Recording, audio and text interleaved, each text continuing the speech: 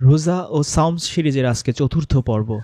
আমরা সূরা বাকারার ১৮৩ আয়াত থেকে জেনেছি যে আল্লাহ পূর্ববর্তীদের উপর যেভাবে এই সিয়াম ফরজ করেছিলেন, আমাদের উপরও একইভাবে এই সিয়াম ফরজ করেছেন। পূর্ববর্তীদের মধ্যে একজনের লাইফে আমরা স্ট্রেট এই সাওম শব্দটা পেয়েছি। তিনি হচ্ছেন রুহুল্লাহ ঈসা ইবনে মারিয়ামের মা মারিয়াম। তিনি রহমান আল্লাহর জন্য সাওমের মানত করেছিলেন এবং যে কোনো লোক তার কাছে আসলে তিনি বলতেন যে আমি সাওমের মানত করেছি আল্লাহর জন্য, সুতরাং আমি তোমাদের কারোর সাথে কথা বলবো না। একই সূরায় ১০ নম্বর আয়াত থেকে আমরা জেনেছি যে জাকারিয়া নবীও মানুষের সাথে কথা বলেননি। এটা আল্লাহর এক মুজেজা বা এক নিদর্শন ছিল যে এই বৃদ্ধ বয়সেও তার কিভাবে সন্তান হবে। অন্যদিকে মা মারিয়াম, তিনি ছিলেন অবিবাহিত, তার কিভাবে সন্তান হবে এরও একটা মুজেজা। কি এমন রহস্য, কি এমন মুজেজা যে মানুষের সাথে কথা বলা যাবে না? কেন মানুষের মধ্যে থাকলে এই রহস্য, এই ভেদ, এই মিস্টেরিয়াস বিষয়টা আমাদের মধ্যে আসে না? আমরা কি কখনো ভেবে দেখেছি যে মুসা নবীকে কেন আল্লাহ নির্জনে ৪০ দিনের জন্য ডেকে নিয়ে গিয়েছিলেন? কি করেছিলেন তিনি ৪০ দিন? হুজুররা আমাদের বলে থাকে যে আল্লাহ রাসূল ১৫ বছর হেরা গুহায় ধ্যান করেছিলেন। ধ্যান করে তিনি কি করেছিলেন? কি চিন্তা ভাবনা করেছিলেন তিনি ধ্যানে বসে? ইব্রাহিম নবী কি চিন্তা ভাবনা করেছেন তা তো কোরআনে বলা আছে। তিনি আসমান, জমিন, সূর্য, চন্দ্র সব কিছু নিয়ে চিন্তা ভাবনা করেছিলেন। কে আমার রব হতে পারে আর কে হতে পারে না, কি কি লজিক, কি কি যুক্তি তিনি প্রদর্শন করেছিলেন। তিনি রাজার সাথে, বাচ্চার সাথে কেমন লজিক প্রদর্শন করেছিলেন যে তুমি পারলে পশ্চিম দিক থেকে সূর্য উদয় করে দেখাও। কতটা উচ্চ শিক্ষিত, উচ্চ মাত্রার দার্শনিক যুক্তিবিদ তিনি ছিলেন। এমনকি আল্লাহর প্রতি ঈমান আনার পরও তার মধ্যেই লজিক কাজ করতো যে আল্লাহ তুমি আমাকে দেখাও যে কিভাবে তুমি মৃতকে জীবিত করবে। কোরআনের রহস্যময় ৭ পাখি, সেই ভিডিওতে এই বিষয়ে ডিটেলস আলোচনা করা হয়েছে। এর সাথে এই সাওমের কি সম্পর্ক? কেন মুসা নবী ৪০ দিন সেখানে ছিলেন? কেন আল্লাহ রাসূলকে ১৫ বছর নির্জনে চিন্তা ভাবনা, ধ্যান সাধনা করতে হয়েছিল? কি নিয়ে তিনি চিন্তা ভাবনা করতেন? কি নিয়ে তারা ধ্যান করত? চিন্তা ভাবনার কথা কুরআনে আল্লাহ কেন এতবার বলেছেন? কেন ধ্যানের কথা বলেছেন? অথচ আল্লাহকে নিয়ে নয়। সূরা মুহাম্মদের ২৪ আয়াতে আল্লাহ বলেছেন, তাহলে কি তারা কুরআন নিয়ে চিন্তা ভাবনা করে না, নাকি তাদের অন্তর তালাবদ্ধ? আল্লাহ স্ট্রেইট আমাদের কটাক্ষ করেছেন। আমাদের অন্তর কি তালাবদ্ধ কিনা আল্লাহ জিজ্ঞেস করেছেন। আপনি আপনার অন্তরকে জিজ্ঞেস করুন, আমি আমার অন্তরকে জিজ্ঞেস করছি, আমাদের অন্তর কি তালাবদ্ধ? কুরআন নিয়ে কেন আমরা গভীর চিন্তা ভাবনা করি না? আল্লাহ কেন আল্লাহকে নিয়ে চিন্তা ভাবনা করার কথা বলছেন না, কেন কুরআন নিয়ে চিন্তা ভাবনা করার কথা বলছেন? তার যুক্তি আল্লাহ তুলে ধরেছেন সূরা নিসার ৮২ আয়াতে। তারা কি কুরআন নিয়ে চিন্তা ভাবনা করে না, গবেষণা করে না? যদি এটা আল্লাহ ছাড়া অন্য কারো পক্ষ থেকে হতো তাহলে এর মধ্যে অনেক অসঙ্গতি, অনেক বৈপরীত্য দেখা যেত। তাহলে মারিয়ামের সাওম হচ্ছে কথা না বলা, চুপচাপ থাকা। আমাদের সাওম কেন না খেয়ে থাকা? তাহলে কি এটা বৈপরীত্য নয়? আল্লাহ তো এখানে চ্যালেঞ্জ দিয়ে বলছেন যে এই কুরআন নিয়ে চিন্তা ভাবনা করো, তাহলেই বুঝতে পারবে। যদি এটা আল্লাহ ছাড়া অন্য কারো পক্ষ থেকে আসতো তাহলে এর মধ্যে অনেক অসঙ্গতি পেতে, বৈপরীত্য পেতে। এটা কি তাহলে বৈপরীত্য? নাকি কুরআন নিয়ে চিন্তা ভাবনা আমরা করছি না বলেই এরকম বৈপরীত্য আমাদের কাছে ধরা পড়ছে? সূরা মুমিনুনের ৬৮ আয়াতে আল্লাহ বলছেন, তাহলে কি তারা আল্লাহর এই অবতীর্ণ বাণী সম্পর্কে চিন্তা ভাবনা করে না? নাকি তাদের কাছে এমন কিছু এসেছে যা তাদের পূর্ববর্তী পিতৃপুরুষদের কাছে আসেনি? আরও একটা চ্যালেঞ্জ আল্লাহ দিচ্ছেন, আমরা এই কুরআন নিয়ে চিন্তা ভাবনা করি কি করি না? কি চিন্তা ভাবনা আমরা করব? সূরা সাদের ২৯ আয়াতে আল্লাহ বলছেন, এটা এক কল্যাণময় কিতাব, আমি তোমার উপর অবতীর্ণ করেছি যাতে মানুষের আয়াত সমূহ নিয়ে চিন্তা ভাবনা করে এবং যাতে বুদ্ধিমানেরা উপদেশ গ্রহণ করে। আল্লাহ কেন কুরআন নাজিল করেছেন? কুরআন মুখস্থ করার জন্য, তারাবিতে এক খতম দেওয়ার জন্য, মৃত ব্যক্তির পাশে শোনানোর জন্য, কুরআনের আলো ঘরে ঘরে জালো স্লোগান দেওয়ার জন্য, নাকি এর আয়াত সমূহ নিয়ে গভীরভাবে চিন্তা ভাবনা করার জন্য? এবং এর আয়াতসমূহ নিয়ে যদি গভীরভাবে চিন্তা ভাবনা করা না যায়, তাহলে আপনি ইন্টেলিজেন্ট বুদ্ধিমান কি হতে পারবেন? যদি চিন্তা ভাবনা গভীরভাবে করেন তাহলেই আপনি বুদ্ধিমান হতে পারবেন। আল্লাহ এই আয়াতের শেষে বলছেন, আর জ্ঞান বুদ্ধি সম্পন্নরা যেন উপদেশ গ্রহণ করে। কেমন যেন সব এলোমেলো এলোমেলো মনে হচ্ছে না? আল্লাহ তাহলে এত অজস্র আয়াতে কেন কোরআনের আয়াত নিয়ে চিন্তা ভাবনা করতে বলেছেন? কোরআনের কোন কোন আয়াত নিয়ে আমরা চিন্তা ভাবনা করব? কিছু কি ইন্ডিকেশন আল্লাহ দিয়েছেন? সূরা মুলকের 30 আয়াতে আল্লাহ বলেছেন, বলো তোমরা ভেবে দেখেছ কি, কোনো এক ভোরে যদি ভূগর্ভের পানি তলদেশে চলে যায়, তোমাদের নাগালের বাইরে চলে যায়, তাহলে কে তোমাদেরকে এনে দেবে প্রবাহমান পানি? আল্লাহ ভেবে দেখতে বলেছেন যে মাটির নিচে পানি খেয়ে আমরা বেঁচে থাকি, সেই পানি যদি কোনো এক ভোরে হঠাৎ নাই হয়ে যায়, নাগালের বাইরে চলে যায়, কে এনে দেবে সেই পানি? 67 নম্বর সূরা মুলকের 30 নম্বর আয়াতে আল্লাহ বলছেন, বলো তোমরা ভেবে দেখেছ কি, কোনো এক ভোরে তোমাদের সব পানি যদি ভূগর্ভে চলে যায়, তোমাদের নাগালের বাইরে চলে যায়, তাহলে কে তোমাদের এনে দেবে প্রবাহমান পানি? কোন জিনিস নিয়ে আমরা চিন্তা ভাবনা করব, কি ভেবে দেখব, তার একটা হিন্টস আল্লাহ দিচ্ছেন সূরা মুলকের 30 আয়াতে। 28 আয়াতে আল্লাহ বলছেন, বলো তোমরা ভেবে দেখেছ কি, যদি আল্লাহ আমাকে ও আমার সঙ্গীদের ধ্বংস করেন অথবা আমাদের প্রতি দয়া প্রদর্শন করেন, তাতে কাফিরদের কি? তাদেরকে কে রক্ষা করবে বেদনাদায়ক শাস্তি থেকে? সূরা মুলক 21 আয়াতে আল্লাহ বলছেন, এমন কে আছে তিনি যদি তার রিজিক বন্ধ করে দেন তোমাদের রিজিক দিতে পারে? পৃথিবীর যত ফসলের মাঠ আছে, ধান, গম, আলু, পেঁয়াজ, মসুর, যদি এই বছর থেকে দেখা যায় তার ফসল দিচ্ছে না, কে আছে আমাদের এগুলো পুনরুদ্ধার করে দেবে? 19 আয়াতে আল্লাহ বলছেন, তারা কি লক্ষ্য করে না, উপরের দিকে তাকিয়ে দেখে না যে পাখিদের দিকে, যারা পাখা ছড়িয়ে দেয় আবার তা গুটিয়ে নেয়, দয়াময় আল্লাহ ছাড়া কেউ তাদেরকে সেখানে স্থির রাখে না। এই মাধ্যাকর্ষণ শক্তি, অভিকর্ষ শক্তি সব কিছু ভেদ করে এই বিশাল বিশাল পাখি, ছোট ছোট পাখি এই ডানার উপর ভর করে কিভাবে আকাশে ভেসে বেড়ায়, টুপ করে নিচে পড়ে যায় না আপেলের মতো, আমের মতো। আমরা কি ভেবে দেখেছি? আমরা চিন্তা ভাবনা করার কিছুই পাই না। এসব জিনিস চিন্তা ভাবনা করে অরভিল রাইট আর উইলভার রাইট হেলিকপ্টার, প্লেন আবিষ্কার করে ফেলল। আর আল্লাহ আমাদের বলছেন আমাদের মাথার উপরে যে পাখি আছে সেটা নিয়ে চিন্তা করতে, লক্ষ্য করতে, খেয়াল করতে, তারা কিভাবে পাখা বিস্তার করে আবার সংকুচিত করে গুটিয়ে নেয়। সূরা মুলকের 3-4 আয়াতে আল্লাহ বলছেন, তুমি আবার দৃষ্টি ফেরাও আসমানের দিকে, কোনো ত্রুটি দেখতে পাও কি? বারবার দেখো, বারবার দৃষ্টি ঘোরাও, সে দৃষ্টি ক্লান্ত হয়ে তোমার দিকেই ফিরে আসবে। কতদিন আমরা আকাশের দিকে তাকিয়ে এভাবে চিন্তা ভাবনা করেছি যে আকাশে কোনো ত্রুটি আছে কিনা।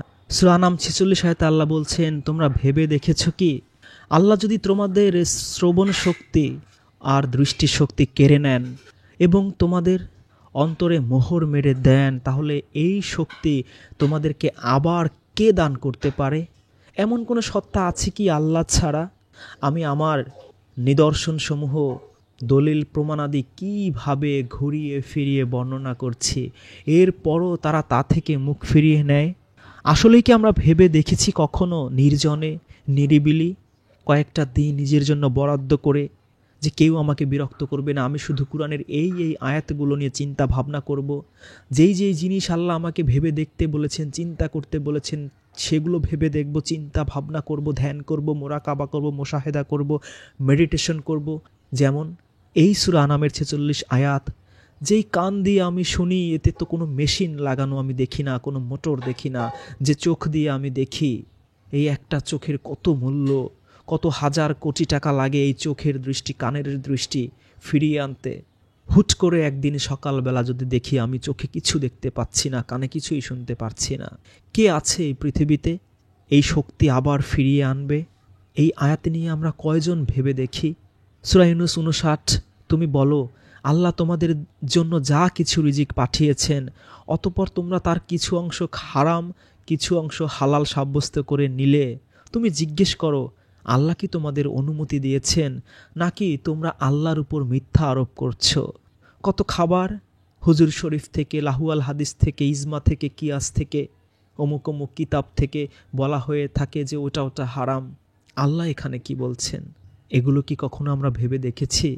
কে অনুমতি দিয়েছে এগুলো হারাম করার? নাকি আমরা আল্লাহর উপর মিথ্যা আরোপ করছি? সূরা কাসাস ৭১। তোমরা কি ভেবে দেখেছ, আল্লাহ যদি রাতকে কিয়ামতের দিন পর্যন্ত স্থায়ী করেন, তাহলে আল্লাহ ব্যতীত এমন কোন ইলাহ আছে যে আমাদেরকে আলো দিতে পারে?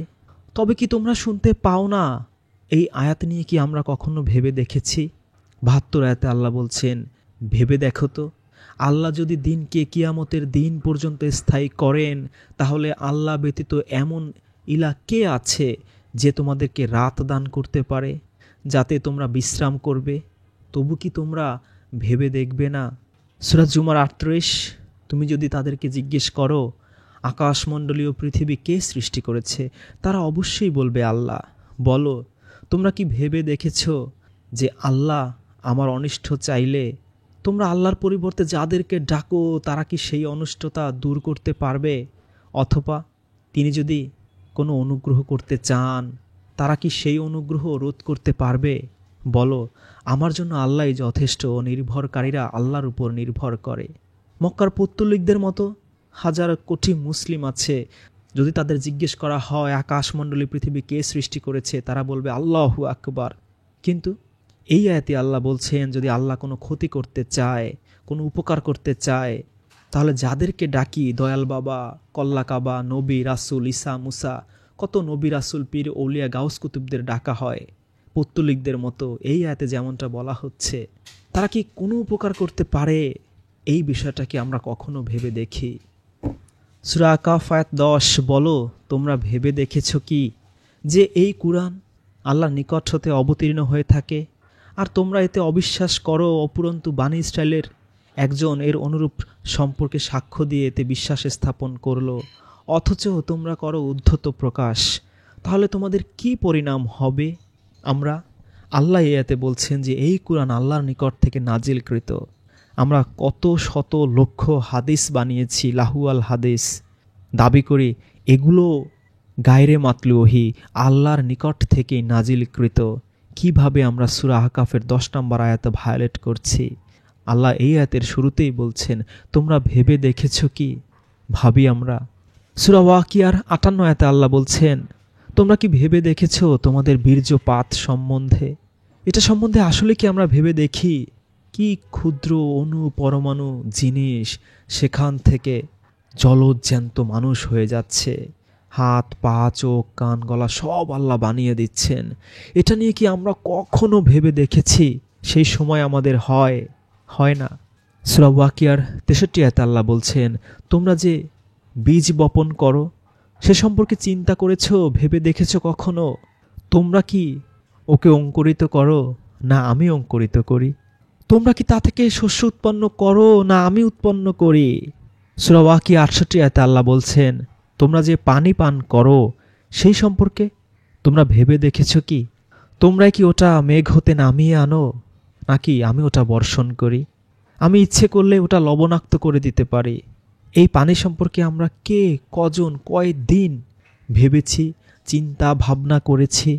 ৭১ আয়াতে আল্লাহ বলছেন, তোমরা যে আগুন জ্বালাও সেই আগুন সম্পর্কে কখনো ভেবে দেখেছ, কখনো চিন্তা করেছ? তার গাছ কি তোমরা সৃষ্টি করেছ, না আমি সৃষ্টিকারী? এই যে আল্লাহ আমাদের চিন্তা ভাবনা করতে বলেছেন কুরআন সম্পর্কে, কুরআনের আয়াত সম্পর্কে, যদি আল্লাহ ছাড়া অন্য কেউ এটা রচনা করে, এর মধ্যে অনেক অসঙ্গতি বৈপরীত্য পাওয়া যাবে। আল্লাহ কুরআনের আয়াত সম্পর্কে চিন্তা ভাবনা করতে বলেছেন, ভেবে দেখতে বলেছেন। আমাদের জন্ম সম্পর্কে ভেবে দেখতে বলেছেন, বীর্যপাত সম্পর্কে ভেবে দেখতে বলেছেন, পানি সম্পর্কে ভেবে দেখতে বলেছেন, আগুন সম্পর্কে ভেবে দেখতে বলেছেন। যে বীজ আমরা জমিনে বপন করি সেই বীজ সম্পর্কে ভেবে দেখতে বলেছেন। সেই বীজ থেকে কিভাবে গাছ হয় আমরা কি ভেবে দেখি? যে আকাশে তুরানা ভর দিয়ে পাখিরা উড়ে বেড়ায় সেই পাখি সম্পর্কে কি আমরা ভেবে দেখেছি যে কে তাদেরকে আকাশে স্থির করে রাখে? কিসের শক্তিতে তারা আকাশে উড়ে বেড়ায়? সূরা আল ইমরানের ১৯১ নম্বর আয়াতে আল্লাহ বলছেন, যারা দাঁড়িয়ে বসে ও শুয়ে আল্লাহর জিকির করে এবং আকাশমণ্ডল ও পৃথিবীর সৃষ্টি সম্পর্কে চিন্তা ভাবনা করে, গবেষণা করে এবং তা লক্ষ্য করে বলে ওঠে, হে আমাদের প্রতিপালক, আপনি এসব উদ্দেশ্যহীনভাবে সৃষ্টি করেননি, আপনি পবিত্র, সুতরাং আপনি আমাদেরকে জাহান্নামের শাস্তি থেকে রক্ষা করুন। আকাশমণ্ডলী পৃথিবী সম্পর্কে আপনি কিভাবে চিন্তা ভাবনা করবেন, কখন চিন্তা ভাবনা করবেন, সেই সময় আপনার কই? আল্লাহ তো আল্লাহ সম্পর্কে আপনাকে ধ্যান করতে বলেনি, চিন্তা ভাবনা করতে বলেনি। আকাশমণ্ডল আর পৃথিবীর সৃষ্টি সম্পর্কে আপনি চিন্তা ভাবনা করতে বলেছে আপনাকে। কিন্তু এই সৃষ্টি সম্পর্কে চিন্তা ভাবনা করছে ইহুদিরা, নাসারারা। তারা বিগ ব্যাং বানাচ্ছে, তারা ইভলিউশন থিওরি বানাচ্ছে, তারা ইন্টারনেট বানাচ্ছে, মোবাইল, কম্পিউটার, আধুনিক টেকনোলজি সব কিছু তারা বানাচ্ছে। আকাশমণ্ডলীয় পৃথিবীর সৃষ্টি সম্পর্কে চিন্তা ভাবনা করতে করতে তারা কোথা থেকে কোথায় চলে গিয়েছে। আল্লাহ আমাদেরকে বলেছিল এগুলো নিয়ে চিন্তা ভাবনা করতে। সময় নেই আমাদের লক্ষ লক্ষ লাহুয়াল হাদিস মুখস্থ করতেই সব সময় চলে যায়। আমাদের 20 টাকাত না 8 টাকার তারাবি সেটা নিয়ে ঝগড়া করতে করতেই আমাদের সময় চলে যায়। এই সময় বের করে আপনাকে এই চিন্তা ভাবনা গবেষণা করতে হবে, ধ্যান করতে হবে যে আল্লাহ আকাশমণ্ডলী পৃথিবী যে সৃষ্টি করেছেন কিভাবে, কেন, কি উদ্দেশ্যে। সূরা বাকারার 266 আয়াতে আল্লাহ বলছেন, তোমাদের কারো যদি এমন একটা খেজুর ও আঙুরের জান্নাত থাকে, যে জান্নাতের তলদেশ দিয়ে নদী নালা প্রবাহিত, সেখানে সর্বপ্রকার ফলের সংস্থান তার রয়েছে, আর সে বার্ধক্যে উপনীত হলো, অথচ তার কতগুলো দুর্বল অপ্রাপ্ত বয়স্ক সন্তান সন্ততি রয়েছে, এ অবস্থায় সেই বাগানে উপস্থিত হলো অগ্নিসহ এক বাত্যাবর্ত, আর তা পুড়ে ভস্মীভূত হয়ে গেল। তোমরা কেহ এটা পছন্দ করবে কি? এরূপে আল্লাহ তোমাদের জন্য নিদর্শনাবলী আয়াতসমূহ পরিষ্কারভাবে বর্ণনা করেন যাতে তোমরা চিন্তা ভাবনা করো। এই সূরা বাকারার 266 আয়াত নিয়ে আমরা কি চিন্তা ভাবনা করি না? সময় কই আমাদের? সূরা আনাম 50 আয়াতে আল্লাহ বলছেন, তুমি বলো, আমি তোমাদের একথা বলি না যে আমার কাছে আল্লাহর ধন ভাণ্ডার রয়েছে, আর আমি গায়েবও জানি না, এবং আমি তোমাদের বলি না নিশ্চয়ই আমি ফেরেশতা, আমি কেবল তাই অনুসরণ করি যা আমার কাছে ওহী করা হয়। বলো, অন্ধ আর চোখওয়ালা কি সমান? অতএব তোমরা কি চিন্তা ভাবনা করবে না? এই আয়াত নিয়ে কি আমরা চিন্তা ভাবনা করি যে আল্লাহ রাসূল বলছেন আমি গায়েব জানি না, আমার কাছে কোনো খাজানা নেই, আল্লাহর সেই খাজানা আমার কাছে দিয়েছি, আর আমি সেই খাজানা পীর ওলি গাউস কুতুবদের দিয়ে আমি খালি হয়ে গিয়েছি, নেই আমার কাছে কোনো খাজানা, কোনো ধন ভাণ্ডার, আমি কোনো ফেরেশতাও নই, আমি নূরের তৈরি নই, আমি মানুষ, আমি শুধু তাই মেনে চলি যা আমার কাছে ওহী পাঠানো হয়, আমি বানিয়ে বানিয়ে কোনো হাদিস ইজমা কিয়াস করি না। তোমরা কি তাহলে চিন্তা ভাবনা করবে না? আমরা করি চিন্তা ভাবনা।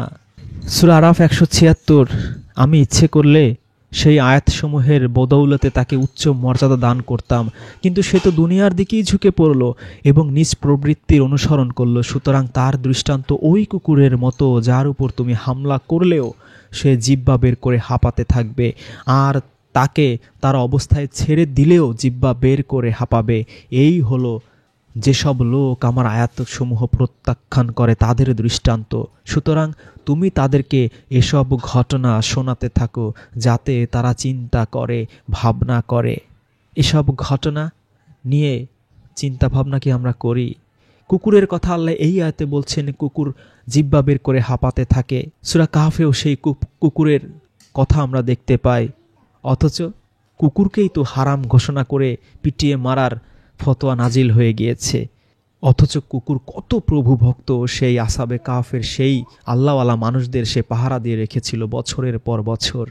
দারোয়ান দিয়ে, গার্ড দিয়ে, আপনার বাড়ি পাহারা দিয়ে যতটা না আপনি নিশ্চিন্ত থাকতে পারবেন তার চেয়ে অনেকে বেশি নিশ্চিন্ত থাকতে পারবেন সেই দারোয়ান গার্ডের পিছনে, পুলিশের পিছনে যেই টাকা খরচ হয় তার চেয়ে অনেক কম টাকায় একটা প্রভু ভক্ত কুকুর পাহারাদার হিসেবে রেখে আল্লাহ এই আয়াতের শেষে বলছেন যাতে তারা চিন্তা ভাবনা করে। সূরা ইউসুফ আয়াত 24, বস্তুত দুনিয়ার জীবনের তুলনা তো পানির ন্যায় যা আমি আকাশ থেকে নাজিল করি, অতঃপর তার সাথে জমিনের উদ্ভিদের মিশ্রণ ঘটে যা মানুষ ও জন্তু জানোয়ার ভোগ করে। অবশেষে যখন জমিন শোভিত ও সজ্জিত হয় এবং তার অধিবাসীরা মনে করে জমিনে উৎপন্ন ফসল করায়ত্ত করতে তারা সক্ষম, তখন তাতে রাতে কিংবা দিনে আমার আদেশ চলে আসে। অতঃপর আমি সেগুলোকে বানিয়ে দেই কর্তৃত ফসল। মনে হয় গতকালও এখানে কিচ্ছু ছিল না। এভাবেই আমি চিন্তাশীল লোকদের জন্য আয়াতসমূহ বিস্তারিতভাবে বর্ণনা করি, যাতে তারা চিন্তা ভাবনা করে। কত মাস, কত বছর, কত সাল এরকম ঘটনা ঘটেছে। ফসলের ক্ষেতে হঠাৎ করে রাতে ঘূর্ণিঝড় চলে এসেছে, বন্যা চলে এসেছে। হাজার হাজার একর ধান, চাল, আলু, পেঁয়াজ, রসুন ধ্বংস হয়ে গেছে। এটাই তো আল্লাহ এই আয়াতে বলছেন। আল্লাহ এইভাবে ডিটেইলস এক্সাম্পল দিয়ে, উদাহরণ দিয়ে আমাদের বোঝাচ্ছেন যে আল্লাহ যখন তখন আমাদের বালা মুসিবত দিয়ে আমাদের ভয়াবহ শাস্তি দিতে পারেন। আল্লাহ এরকম ভেঙে ভেঙে বলছেন। আবার এই ফসল কিভাবে উৎপন্ন হয়, আসমান থেকে আল্লাহ পানি নাজিল করেন উদ্ভিদের সাথে মেশে, সেই উদ্ভিদ মানুষও খায়, জীবজন্তুও খায়, ফুল ফসলে সব সুশোভিত হয়। ভাবি আমরা কখনো এই আয়াতে নিয়ে? সূরা রদ ৩ আয়াতে আল্লাহ বলছেন, আর তিনি জমিনকে বিস্তৃত করেছেন এবং তাতে সুদৃঢ় পর্বতমালা ও নদ নদী স্থাপন করেছেন, আর প্রত্যেক প্রকারের ফল জোড়ায় জোড়ায় সৃষ্টি করেছেন। তিনি রাত দ্বারা দিনকে ঢেকে দেন। নিশ্চয়ই যে কওম চিন্তা ভাবনা করে তাদের জন্য এতে নিদর্শনাবলী রয়েছে। সব কিছু জোড়ায় জোড়ায়, ইলেকট্রিকের বিদ্যুতের লাইন আমরা দেই, নেগেটিভ পজিটিভ জোড়ায় জোড়ায় থাকে। ভাবি কখনো, চিন্তা ভাবনা করি? আল্লাহ এগুলো নিয়ে চিন্তা ভাবনা করতে বলেছেন, ধ্যান করতে বলেছেন, মেডিটেশন করতে বলেছেন। সূরা নাহল ১১, তিনি তোমাদের জন্য ওর দ্বারা উৎপন্ন করেন শস্য, জাইতুন, খেজুর বৃক্ষ, আঙুর এবং সর্বপ্রকার ফল। অবশ্যই এতে চিন্তাশীল সম্প্রদায়ের জন্য রয়েছে নিদর্শন। নিশ্চয়ই যারা চিন্তা ভাবনা করে তাদের জন্য এতে রয়েছে নিদর্শন। এই যে আল্লাহ যে ফল উৎপন্ন করেন, যে শস্য, এই শস্য নিয়ে, এই ফল নিয়ে, বৃক্ষ নিয়ে আমাদের কোনো গবেষণা আছে? এক্সপেরিমেন্ট আছে? কত হাইব্রিডের জাত নতুন নতুন উদ্ভাবন হচ্ছে। খ্রিস্টানরা করছে, ইহুদিরা করছে, বিধর্মীরা করছে, আমরা তাদের টিটকিরি করছি। অথচ এগুলো নিয়ে যদি এই চিন্তা ভাবনা গবেষণা তারা না করত, কি অবস্থা হতো? আল্লাহ এগুলো নিয়ে, এই ফুল ফসল বৃক্ষ নিয়ে চিন্তা ভাবনা করতে বলছেন সূরা নাহলের ১১ নম্বর আয়াতে। সূরা নাহল আয়াত ৪৪, স্পষ্ট প্রমাণাদি ও কিতাবসমূহ তাদের জন্য প্রেরণ করেছি এবং তোমার প্রতি নাজিল করেছি কুরআন, যাতে তুমি মানুষের জন্য স্পষ্ট করে দিতে পারো যা তাদের প্রতি নাজিল হয়েছে, আর যাতে তারা চিন্তা ভাবনা করে। আল্লাহ রাসূলের প্রতি নাজিল করেছেন কুরআন। কেন? যাতে স্পষ্টভাবে সব কিছু বুঝিয়ে দিতে পারে, আর আমরা যেন চিন্তা ভাবনা করি। আমরা এই আয়াত কি মানি না বিশ্বাস করি? আমরা তো বিশ্বাস করি শুধু কুরআন না, আরও অজস্র লাহুয়াল হাদিস তার প্রতি নাজিল করা হয়েছে। সেগুলো নিয়ে মাসলা মাসাইল বের করতে করতেই, ইজমা কিয়াস বের করতে করতেই আমাদের সময় চলে যায়। আমাদের বীর্যপাত নিয়ে, পানি নিয়ে, আসমান জমিন সৃষ্টি নিয়ে, ফুল ফসল, গাছপালা, তরুলতা, বৃক্ষ, এগুলো নিয়ে গবেষণা করতে, চিন্তা ভাবনা করতে, অ্যানালাইসিস করতে, ধ্যান করতে সময় কোথায়? সূরা নাহল আয়াত ৬৯, মৌমাছিকে আল্লাহ বলছেন, অতঃপর তুমি প্রত্যেক ফল থেকে আহার করো এবং তুমি তোমার রবের সহজ পথে চলো। তার পেট থেকে এমন পানীয় বের হয় যার রং ভিন্ন ভিন্ন, যাতে রয়েছে মানুষের জন্য রোগ নিরাময়। নিশ্চয়ই এতে রয়েছে নিদর্শন সে কওমের জন্য যারা চিন্তা ভাবনা করে। আমরা চিন্তা ভাবনা করি না, যারা মুসলিম নয়, যারা অমুসলিম, তারা চিন্তা ভাবনা গবেষণা করে বের করেছে যে মধুর কত উপকারিতা। মৌমাছির জীবন চক্র, এমন এমন মেথড তারা আবিষ্কার করেছে যে এখন সারা পৃথিবীর মানুষ এগুলো দিয়ে উপকৃত হচ্ছে। সূরা রুম আয়াত ৮, তারা কি নিজেদের অন্তরে ভেবে দেখে না আল্লাহ আসমানসমূহ ও জমিন এবং এ দুয়ের মধ্যবর্তী সব কিছুই যথাযথভাবে ও এক নির্দিষ্ট সময়ের জন্য সৃষ্টি করেছেন, আর নিশ্চয়ই বহু লোক তাদের রবের সাক্ষাতে অবিশ্বাসী। আমাদের অন্তর কি এগুলো ভেবে দেখে? আসমানসমূহ, জমিন এবং দুয়ের মাঝে সব কিছু এক নির্দিষ্ট সময়ের জন্য আল্লাহ সৃষ্টি করেছেন। আমরা ভেবে দেখি না, ইহুদি খ্রিস্টানরা ভেবে বের করে ফেলেছে যে বিগ ব্যাংয়ের মাধ্যমে, হঠাৎ মহাবিস্ফোরণের মাধ্যমে যেমন সব কিছু সৃষ্টি হয়েছে, আবার হঠাৎ সব কিছু ধ্বংস হয়ে যাবে। আমাদের সেই সময় কোথায়? সূরা রুম আয়াত ২১, আর তার নিদর্শনাবলীর মধ্যে রয়েছে তিনি তোমাদের জন্য তোমাদের থেকেই স্ত্রীদের সৃষ্টি করেছেন, যাতে তোমরা তাদের কাছে প্রশান্তি পাও। আর তিনি তোমাদের মধ্যে ভালোবাসা ও দয়া সৃষ্টি করেছেন। নিশ্চয়ই এর মধ্যে নিদর্শনাবলী রয়েছে সেই কওমের জন্য যারা চিন্তা করে। এই যে পুরুষ নারীর ভালোবাসা, দয়া, প্রেম, এই যে সাইকোলজি, মনস্তত্ত্ব, এটা নিয়ে চিন্তাভাবনা করতে আল্লাহ বলছেন। অথচ এই মনোবিজ্ঞান, সাইকোলজি, এগুলো নিয়ে চিন্তা ভাবনা করছে ভিন্ন ধর্মীরা। আমরা শুধু বিবি তালাকের ফতোয়া খুঁজছি হাদিস কোরআন চষে। সূরা জুমার আয়াত 42। আল্লাহ প্রাণ হরণ করেন জীবসমূহের তাদের মৃত্যুর সময়, এবং যাদের মৃত্যু আসেনি তাদের প্রাণও নিদ্রার সময়। অতপর যার জন্য মৃত্যুর সিদ্ধান্ত করেন তার প্রাণ তিনি রেখে দেন এবং অপরগুলি ফিরিয়ে দেন এক নির্দিষ্ট সময়ের জন্য। নিশ্চয়ই এর মধ্যে বহু নিদর্শন আছে সেই সকল লোকের জন্য যারা চিন্তা ভাবনা করে। এই যে নফস, মৃত্যু, জান কবচ, ঘুম, এগুলো নিয়ে চিন্তা ভাবনা করার সময় আমাদের কোথায়? সূরা জাসিয়া আয়াত 13, তিনি তোমাদের কল্যাণ নিয়োজিত করেছেন আকাশমণ্ডলীয় পৃথিবীর সব কিছু নিজ অনুগ্রহে। নিশ্চয়ই এর মধ্যে বহু নিদর্শন আছে সেই সব লোকের জন্য যারা চিন্তা ভাবনা করে। আকাশমণ্ডলী পৃথিবীর সব কিছু মানুষের আয়ত্তাধীন আল্লাহ করে দিয়েছেন। সব কিছু ইচ্ছে করলে মানুষ কন্ট্রোল করতে পারে। আল্লাহ বলছেন এই আয়াতের শেষে, নিশ্চয়ই এর মধ্যে বহু নিদর্শন আছে সেই সব লোকের জন্য যারা চিন্তা ভাবনা করে। কই আমরা কি চিন্তা ভাবনা করি এই আয়াত নিয়ে? যে ইচ্ছে করলে মানুষ এই পৃথিবীর সমুদ্রপথ, নদীপথ, আকাশপথ সব কিছু কন্ট্রোল করতে পারে। টেকনোলজি, ইন্টারনেট, মোবাইল, কম্পিউটার, এত কিছু আবিষ্কার করার মাধ্যমে মানুষ দেখিয়ে দিচ্ছে, মানুষ বলতে সেই বিধর্মীরাই দেখিয়ে দিচ্ছে যে আল্লাহর কোরআন কতটা সত্য। অথচ এগুলো নিয়ে চিন্তা ভাবনা, গবেষণা, অ্যানালাইসিস করার কথা ছিল আমাদের। সূরা হাশর 21, যদি আমি এই কোরআন পর্বতের উপর অবতীর্ণ করতাম, নাজিল করতাম, তাহলে তুমি দেখতে যে ওটা আল্লাহর ভয়ে বিনীত ও বিদীর্ণ হয়ে গেছে। আমি এসব দৃষ্টান্ত বর্ণনা করি মানুষের জন্য, যাতে তারা চিন্তা ভাবনা করে। এই আয়াতে আমরা কি দেখলাম? আল্লাহ কোরআনকে নাজিল করেছেন। পাহাড়ের উপরও তিনি নাজিল করতে পারতেন, কিন্তু আমাদের জন্য নাজিল করেছেন। কিন্তু সেই কোরআন আমাদের জন্য যথেষ্ট নয়। সূরা আনকাবুত 51 আয়াতে আল্লাহ বলছেন, এটা কি তাদের জন্য যথেষ্ট নয় যে আমি তোমার নিকট কোরআন অবতীর্ণ করেছি, যা তাদের নিকট পাঠ করা হয়? আসলে এটা আমাদের জন্য যথেষ্ট নয়। আমাদের লক্ষ লক্ষ লাহুয়াল হাদিস দরকার, ইজমা, কিয়াস, রিজাল দরকার। এই কোরআন আল্লাহ নাজিল করেছেন, এর মধ্যে আছে হিদায়াত, রহমত, সব কিছু। এর মধ্যে অজস্র আয়াত আছে যেগুলো নিয়ে আল্লাহ আমাদের চিন্তা ভাবনা করতে বলেছেন, স্পেসিফিক বলে দিয়েছেন। জন্ম নিয়ে, মৃত্যু নিয়ে, আকাশ মণ্ডলী পৃথিবীর সৃষ্টি নিয়ে, বীর্য নিয়ে, পানি নিয়ে, আগুন নিয়ে, পাখি নিয়ে, পৃথিবীর সব কিছু মানুষের নিয়ন্ত্রণাধীন করে দিয়েছেন সে সম্পর্কে।